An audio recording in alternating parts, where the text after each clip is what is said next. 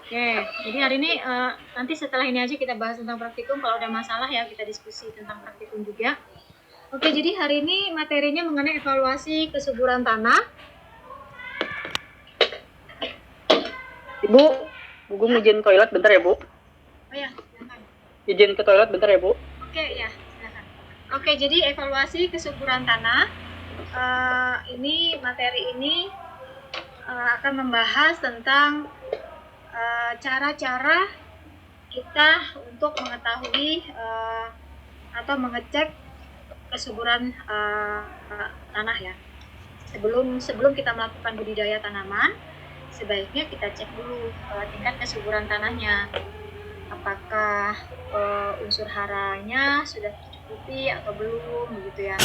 Supaya tanaman yang dibudidayakan itu bisa tumbuh secara optimal.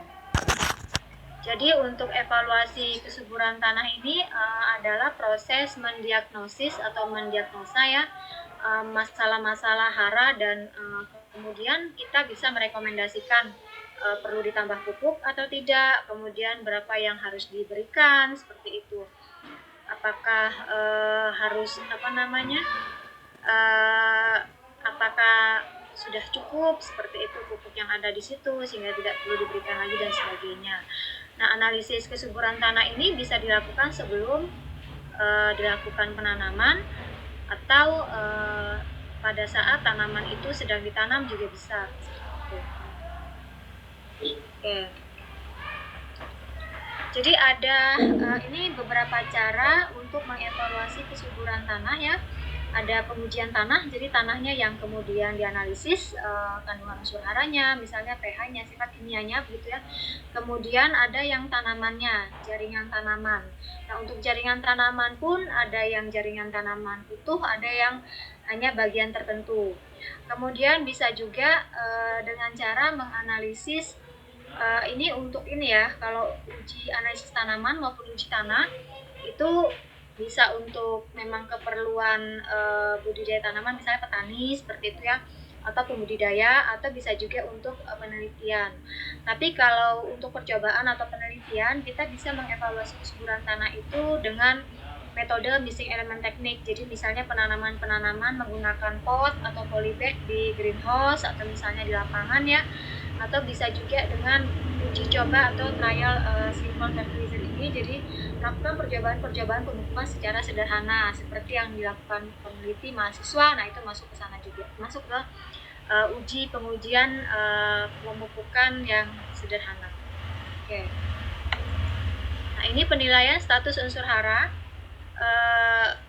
dalam tanah dapat dinilai tadi dengan analisis contoh tanah. Jadi tanahnya yang diambil sampel tanah yang nanti menjadi tempat media tumbuh tanaman itu yang kemudian diuji terlebih dahulu kandungan sifat kimianya ya, bisa kandungan unsur hara, bisa pH-nya, atau bisa kandungan kapur dan sebagainya.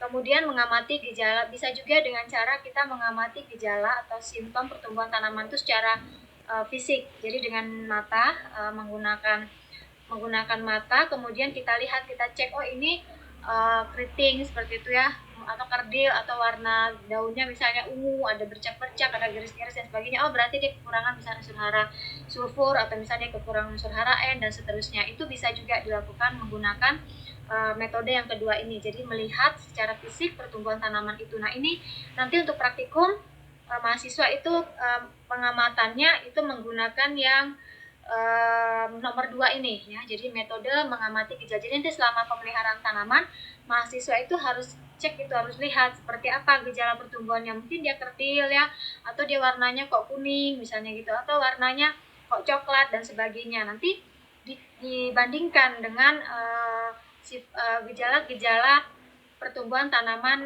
defisiensi unsur hara pada tanaman. Misalnya gejala, misalnya kalau kekurangan N itu kan gejalanya dia warnanya kuning, kemudian klorosis, ada seperti terbakar dan sebagainya. Nanti dilihat pada tanaman yang kita tanam itu misalnya yang hanya diberikan unsur P atau diberikan unsur K saja, atau misalnya hanya menggunakan pupuk kandang saja, dicek apakah dia menunjukkan gejala kekurangan N gitu ya. Atau misalnya kalau untuk unsur hara N, apakah dia kalau tanaman diberi unsur hara N misalnya, apakah dia menunjukkan gejala kekurangan P dan seterusnya. Nah itu nanti juga diamati selama melaksanakan praktikum ya, jadi nanti difoto seperti itu. Nah kemudian nanti dibahas pada saat melaksanakan praktikum.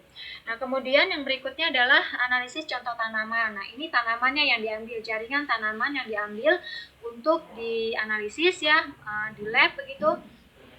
Kalau analisis contoh tanah itu dilakukan di lab ya. Kemudian kalau untuk mengamati gejala pertumbuhan tanaman itu dianalisis dianalisis di lapangan. Tapi kalau contoh tanaman yang nomor 3, analisis contoh tanaman itu juga dilakukan di di lab seperti itu. Nah, 1, 2, 3 itu percobaan 1, percobaan evaluasi metode 1, 2, 3 ini bisa dilakukan tidak hanya untuk skala penelitian, tapi biasanya untuk skala memang budidaya di petani gitu ya, ataupun budidaya lainnya. Nah, sedangkan untuk yang evaluasi yang nomor 4 dan 5, metode 4, 5 itu biasanya dilakukan dengan tujuan untuk penelitian. Jadi, misal seperti mahasiswa atau peneliti yang ingin mengetahui perlakuan mana gitu ya, seperti yang dilakukan oleh mahasiswa nanti praktikum itu masuk ke percobaan metode 4 gitu ya, metode 4 atau metode 5. Ini untuk mengetahui perlakuan mana atau pemberian pupuk yang mana yang paling efektif atau dapat meningkatkan pertumbuhan tanaman. Nanti ini akan direkomendasikan gitu, misalnya ke petani gitu ya, atau ke pembudidaya tanaman lainnya. Oke. Nah, ini prinsip analisis tanah. Sebentar ya. Oke. Nah, untuk prinsip analisis tanah itu kalau untuk analisis tanah, contoh tanah itu bisa kita analisis sifat kimianya, misalnya unsur haranya, bisa juga kita analisis pH gitu, atau kita analisis sifat fisiknya seperti tekstur itu kan bisa dianalisis di lab ya. Kemudian struktur atau misalnya permeabilitas, kadar air dan sebagainya itu bisa dianalisis tanah. Kalau tanaman tidak bisa kita analisis tekstur, tidak bisa ya. Jadi kalau tanaman, jaringan tanaman itu hanya untuk menganalisis sifat kimia saja. Tapi kalau tanah itu kita bisa lakukan evaluasi sifat fisik, evaluasi sifat kimia maupun sifat biologi. Ya. Kemudian kita bisa tadi sifat fisik ya, kemudian bisa juga analisis sifat biologi, misalnya kandungan bahan organiknya atau kandungan mikroorganisme gitu ya, misalnya bakteri apa yang ada di situ, seperti itu, populasinya berapa dan sebagainya, apa saja yang bisa hidup di situ. Nah itu masuk sifat biologi tanah, jadi tanahnya yang dianalisis. Nah kemudian ini pengertian analisis tanah ya. Pengertian analisis tanah kalau secara sempit itu hanya untuk menentukan status hara saja, jadi hanya untuk mengetahui kandungan unsur hara. Tapi sebetulnya analisis tanah tidak hanya untuk mengetahui status unsur hara saja, dia lebih luas ya. Tadi bisa, kalau kita tahu sifat kimia, sifat fisik, sifat biologi, itu tidak semata-mata untuk kepentingan membudidayakan tanaman, tapi bisa juga misalnya untuk mengetahui untuk mendapatkan atau memperoleh zat antibiotik pada biologi gitu ya, pada organisme yang ada di tanah gitu ya. Atau bisa juga misalnya kita tahu sifat fisiknya, struktur, tekstur dan sebagainya ya, kadar air dan sebagainya, misalnya untuk keperluan tadi arsitektur gitu ya, untuk pembangunan rumah, gedung dan sebagainya. Jadi secara luas analisis tanah tidak hanya untuk menentukan status hara atau kandungan unsur hara saja, tapi bisa untuk aspek yang lainnya. Oke. Nah, kemudian lanjut, ini sifat tanah yang dianalisis. Jadi ada sifat fisik tanah. Apa saja yang bisa dianalisis? Kita bisa analisis volume tanah atau lapisan tanah. Misalnya lapisan R, kemarin kan profil tanah ada lapisan O, B, C, R. Nah, itu kita bisa analisis. Berapa ketebalannya lapisannya, kemudian teksturnya, strukturnya, dan sebagainya. Kemudian kita bisa analisis kadar air tanahnya ya. Kemudian drainasenya, sistem keluar masuk air dalam pori-pori tanah atau pori-pori tanahnya, pori-pori makro, mikro ya, itu bisa dianalisis dengan menggunakan sampelnya contoh tanah. Nah Nah, kemudian ini sifat fisik tanah. Kalau untuk analisis sifat fisik tanah pada contoh tanah itu bisa dilakukan di lab, tapi bisa juga dilakukan di lapangan tanpa analisis di lab. Kemudian kalau sifat kimia tanah itu harus bisa dilakukan di lapangan, begitu kalau kita memang punya bahan-bahannya yang dalam bentuk kit, nanti tinggal diambil tanah, kemudian dicampurkan dengan beberapa bahan kimia ya, kemudian dianalisis di lapangan. Itu ada yang bisa seperti itu, misalnya kayak pH itu bisa, kapasitas bukan kapasitas, kandungan unsur hara ya, unsur hara makro, unsur hara mikro itu bisa di lapangan. Kemudian apalagi, kemudian kandungan bahan organik itu juga bisa di lapangan, tapi ada juga yang tidak bisa di lapangan, misalnya kation ya, kemudian kehidupan basah itu masih tidak bisa dilakukan karena tidak ada bahan kimianya atau yang bisa digunakan. Dan kalaupun misalnya kitnya ada, kit yang digunakan untuk mengukur kandungan unsur hara tanah di lapangan ada, itu pun cukup mahal harganya, seperti itu. Dan contoh sampel tanah yang bisa dianalisis juga jumlahnya tidak bisa banyak, ya kan, karena bahan-bahan kimianya juga jumlahnya terbatas. Berbeda kalau di lab dia bisa analisis dalam jumlah atau sampel yang banyak, seperti itu. Kemudian bagaimana dengan sifat kimia tanah? Oke, untuk sifat kimia tanah itu yang bisa sifat biologi maksud saya, untuk sifat biologi tanah itu bisa tadi saya sampaikan bisa menganalisis bahan organik tanah, kemudian flora dan fauna yang ada di dalam tanah, misalnya bakteri, fungi ya, kemudian alga dan sebagainya. Kemudian bagaimana interaksi mikroorganisme dalam tanah itu juga bisa dianalisis ya dari sifat biologinya.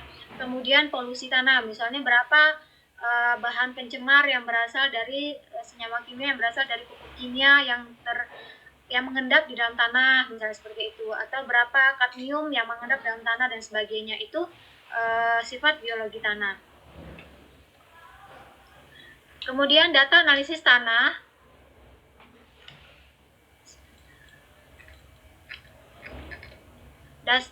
Data analisis tanah, kadar unsur hara tanah nanti dibandingkan dengan kebutuhan. Jadi kalau misalnya kita analisis kandungan unsur hara NPK menggunakan sampel tanah, kemudian dibawa ke lab, kemudian keluar hasilnya ya, itu nanti akan dibandingkan dengan kita punya data. Misalnya kita mau nanam tanamannya misalnya padi, misalnya kita harus punya data padi ini kebutuhan NPK-nya berapa, kebutuhan MG-nya berapa, kemudian CA, CL ya dan sebagainya itu berapa.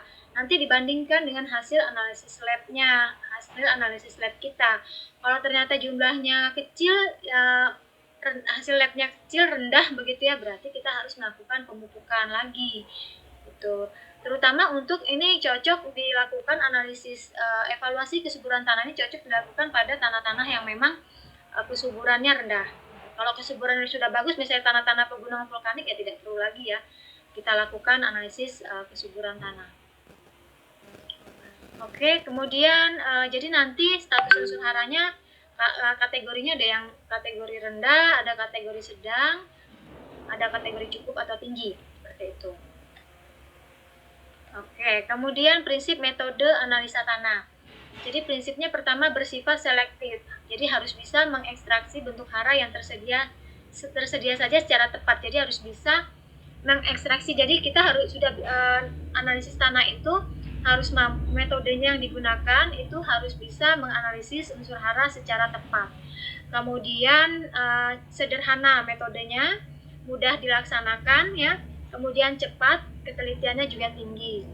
Kemudian nanti kalau diulang lagi yang nomor 3, jadi hasil analisis harus dapat direproduksi. Jadi kalau kita ulang lagi analisis dengan menggunakan larutan kimia yang sama, bahan-bahan kimia yang sama, itu hasilnya akan sama. Jadi bisa diulang-ulang metode ini.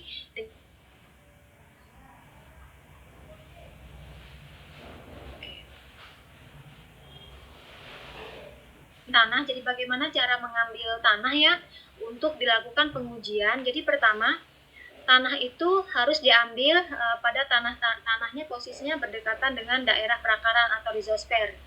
Jadi bisa berapa jumlah sampel yang diambil tergantung dari luas lahan ya. Semakin luas lahan yang digunakan untuk budidaya, maka sampel tanah yang akan dianalisis semakin banyak seperti itu. Nah, kemudian berapa kedalaman tanah yang diambil itu 20 cm sampai 30 cm. Jadi bukan tanah pada lapisan atas saja yang diambil. Jadi mulai dari tanah lapisan atas 0 cm sampai ke bawahnya itu sekitar 20 sampai 30 cm. Itulah yang diambil. Jadi kalau hanya mengambil lapisan atas saja berarti hanya lapisan organiknya saja yang diambil gitu kan, tidak bisa mempresentasikan, menunjukkan gitu hasil yang sesungguhnya kadar unsur hara yang ada dalam tanah tersebut. Kemudian nanti dilihat tanah tersebut, kondisi lahannya, kemiringannya, kemudian drainasenya, warna dan sejarah pemupukannya. Jadi kalau semakin beragam sejarah tanah tersebut, artinya warnanya semakin beragam atau kemiringannya juga tidak sama. Jadi ada yang datar, ada yang miring, ada yang sangat miring sekali misalnya. Nah, berarti kan tidak seragam kondisi tanahnya, maka semakin banyak pula sampel yang harus diujikan seperti itu. Kemudian apakah area tersebut atau lahan tersebut pernah dilakukan pemupukan pupuk kandang, misalnya diberikan pupuk kandang atau misalnya pupuk organik lainnya sudah pernah atau belum, itu juga akan mempengaruhi pengambilan sampel atau hasil kandungan unsur haranya.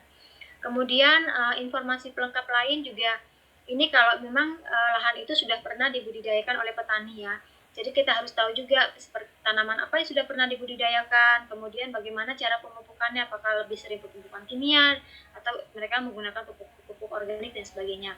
Kemudian waktu sampling juga harus diperhatikan. Jadi kita bisa melakukan pengambilan sampel pada saat kondisi tidak sedang hujan ya. Kalau kondisi hujan, kita ambil sampel, kemudian langsung kita ujikan ke lab ya, itu tidak bisa menunjukkan kandungan unsur hara yang sebetulnya nanti kadar airnya terlalu tinggi. Sebaiknya dilakukan, kalaupun kita mengambil pada saat musim hujan ya sebaiknya harus dikering anginkan dulu. Jadi dikeringkan dulu ya, nanti setelah dikeringkan dihaluskan, baru kemudian dianalisis di lab. Nah, kemudian untuk bisa kita mengambil sampel tanah itu dalam bentuk komposit. Komposit itu artinya dalam misalnya pada satu luasan lahan, kemudian kita ambil misalnya pada lahan yang kemiringannya sama, kita ambil 5 contoh tanah. Kemudian dari 5 contoh tanah itu kita campur, itu bisa seperti itu. Kemudian nanti pada daerah yang kemiringannya misalnya 30 derajat misalnya ya, itu kita ambil beberapa titik, kemudian kita campur, itu juga bisa seperti itu. Itu metode komposit namanya. Kemudian ini soil test level, jadi level pengujian tanah. Jadi kalau sumber unsur hara, unsur hara yang tersedia di dalam tanahnya itu sangat tinggi, maka pemupukan yang diberikan lebih sedikit begitu ya. Kemudian kalau semakin rendah unsur hara yang ada di dalam tanah, maka pemupukan yang diberikan itu akan semakin banyak, seperti itu kan. Jadi semakin miskin unsur hara dari suatu tanah, maka pemberian pupuknya akan semakin banyak, seperti itu. Dan sebaliknya kalau semakin kaya unsur hara pada suatu tanah, ya berarti pupuknya sedikit saja atau mungkin tidak perlu diberi pupuk, seperti itu. Oke, kemudian ini pengujian tanah. Jadi ini pengambilan sampel tanah. Contoh tanah harus dapat mewakili kondisi daerah atau lahan. Kemudian seringkali biasanya tanah komposit ya. Karena kalau tanah komposit itu tidak terlalu banyak sampel yang digunakan. Seperti itu. Jadi lebih murah dalam biaya. Asalkan memang kita ambil sampel tanahnya itu memang betul-betul misalnya daerah yang rendah, dataran rendah, kemiringannya misalnya sama-sama 10 derajat gitu ya, kita betul-betul sudah pastikan semua yang ada di lahan itu kemiringannya pada satu titik itu misalnya kemiringan 10 derajat ya, berarti kita ambil beberapa sampel, kita campur. Kemudian nanti kita ukur lagi di tempat yang lain berapa kemiringannya, misalnya 20 derajat, satu kelompok ini kita ambil beberapa sampel, kemudian kita campur. Itu bisa seperti itu. Dan lebih murah ya kalau menggunakan komposit. Kemudian peralatan sampel tanahnya itu ya, pengambilan sampel tanah itu tidak bisa misalnya dengan pisau begitu ya. Biasanya kalau kita mau analisis tanah itu sebetulnya paling baik gitu ya, kita ambil sampel tanah itu sebetulnya pakai bor tanah namanya gitu. Tapi itu untuk kenapa bor tanah? Karena kan kalau untuk pengujian tanah itu kita bisa kalau pakai bor tanah kita bisa lihat nanti warna tanahnya, kemudian teksturnya, bisa jadi tanahnya tidak akan terganggu gitu. Tapi kalau dengan cangkul itu cocoknya kalau kita hanya untuk menganalisis sifat biologi, itu pakai cangkul saja cukup gitu, tidak perlu pakai bor. Oke, kemudian area sampel satu contoh mewakili luasan lahan tertentu. Kemudian tadi kedalaman tanah, yaitu sebaiknya tanah-tanah itu diambil pada daerah rhizosfer, pada daerah aprakaran tanah dengan kedalaman pengambilannya itu 15 sampai 30 cm gitu ya. 15 sampai 30 cm di daerah perakaran tanah. Jadi jangan hanya mengambil, saya nggak tahu ini ngambil tanahnya kemarin apa cuma di lapisan atasnya atau kemarin kan sudah disampaikan kedalamannya sekitar berapa ya, 20 cm ya, berapa cm, 20 atau 30, saya juga lupa. 25 Bu. 25 ya, jadi itu kemarin ngambil tanahnya 0 sampai 25 enggak, karena kan kita tahu bahwa lapisan tanah itu atau profil tanah itu kan yang paling atas O, B, C, R. Kalau kan lapisan O saja yang diambil berarti hanya ada kandungan bahan organiknya saja. Tapi kalau mengambil lapisan A, B, begitu unsur-unsur mineral, bahan-bahan mineral adanya di situ kan. Kemarin kita sudah bahas bahwa kalau profil tanah, pada profil tanah itu ada lapisan organik, ada lapisan mineral. Lapisan organik terdiri dari bahan-bahan organik, lapisan mineral dia terdiri dari bahan-bahan mineral atau unsur-unsur N, P, K, Ca, dan seterusnya. Jadi kalau hanya mengambil pada lapisan atas saja, itu hanya terdiri dari kandungan bahan organik saja. Jadi kemungkinan kandungan unsur-unsur bahan-bahan mineral lainnya tidak ada gitu. Jadi nanti wajar kalau misalnya tadi, tapi saya tidak tahu karena kita tidak analisis tanah ya, tidak analisis unsur tanah, tapi nanti bisa dilihat ketika tanaman itu tumbuh ya. Kita sudah berikan pupuk sesuai dengan yang direkomendasikan, kan nanti nanamnya berdasarkan kebutuhan tanaman masing-masing kan. Ternyata kalau tanaman saya masih tidak subur, nah kemungkinan kandungan unsur hara yang ada di situ memang rendah. Yang kedua, kemungkinan bisa juga yang diambil itu lapisan organiknya terlalu tinggi gitu ya, sehingga kandungan unsur mineral yang harusnya ada di lapisan mineral ya, di B dan C itu tidak terikut, tidak terambil gitu, sehingga dia kandungan pertumbuhan tanamannya tidak optimal. Nanti ke sana pembahasannya. Kemudian kedalaman ini biasanya merupakan lapisan olah tanah. Jadi jangan mengambil hanya pada lapisan tanah atas saja, karena tanah lapisan atas itu hanya mengandung bahan organik saja. Jadi makanya disarankan, direkomendasikan pengambil sampel tanah itu 20 sampai 30 karena nanti akan terambil juga lapisan mineralnya. Oke, kemudian untuk keperluan deskripsi profil tanah, sampling dilakukan untuk setiap horizon tanah. Jadi kalau kita menganalisis profil tanah atau lapisan-lapisan tanah, maka yang diambil itu berarti bukan hanya 15 sampai 30 cm, tetapi kita melakukan penggalian tanah itu sampai ke lapisan yang paling bawah. Jadi lapisannya sampai lapisan B ya, B. Kalau R kan terlalu dalam, jadi sampai lapisan bukan B, C. Lapisan C kan CR ya, lapisan C. Kalau R kan bahan induk, mungkin sampai sedalam itu kita menggalinya. Seperti itu.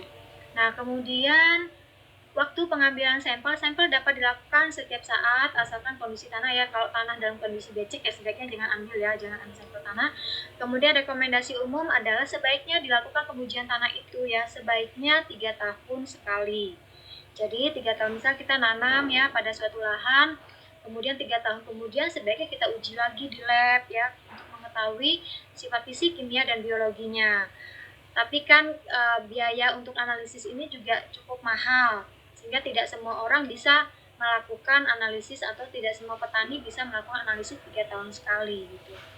Karena tanah itu mungkin dalam waktu 3 tahun itu sudah banyak yang berubah, pasti ya. Teksturnya pasti sudah berubah, strukturnya sudah berubah ya. Kemudian apalagi kalau sering-sering dipakai pupuk kimia ya, itu pasti dia akan mengalami perubahan yang signifikan. Nah, kemudian analisis tanah itu bisa analisis unsur hara makro, unsur hara mikro ya, atau bisa juga analisis kemasaman tanah, kebutuhan kapur ya, dan sebagainya. Ini pengujian tanah. Hasil uji tanah harus dikalibrasi tadi, jadi hasil uji tanah kita nanti cocokkan dengan jumlah yang dibutuhkan oleh tanaman. Kemudian ini indeks kesuburan tanah jadi sangat rendah. Kalau kita memiliki indeks kesuburan 0 sampai 50%, kemudian rendah 60 sampai 70%, kemudian tinggi itu 210 sampai 400%. Nah, kemudian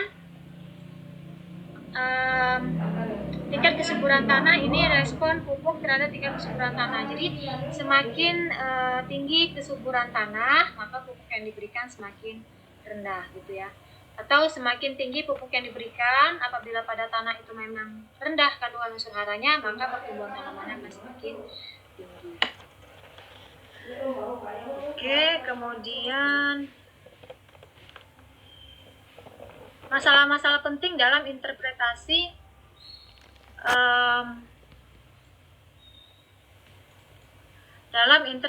data uji tanah dengan dalam kaitannya dengan pemupukan yang diperlukan. Bentar, Bu Siti, saya WA aja Bu Siti. Bu Siti? Bu? Oke, jadi beberapa faktor yang harus diperhatikan dalam menginterpretasikan hasil pengujian tanah. Jadi karakteristik tanahnya ya. Jadi tanah itu karakteristiknya seperti apa? Jadi apakah tadi dia bergelombang, apakah dia lebih dominan kandungan unsur bahan organiknya yang lebih tinggi, begitu ya. Kemudian hasil yang diharapkan, bagaimana cara pengelolaannya, kemudian kondisi agroklimatnya. Nah, lanjutkan saja nih. Ini rekomendasi pemupukan ya. Jadi kalau dosis semakin tinggi kandungan unsur hara di dalam tanah, maka respon tanaman itu akan semakin baik. Jadi pertumbuhan tanaman akan semakin tinggi seperti itu.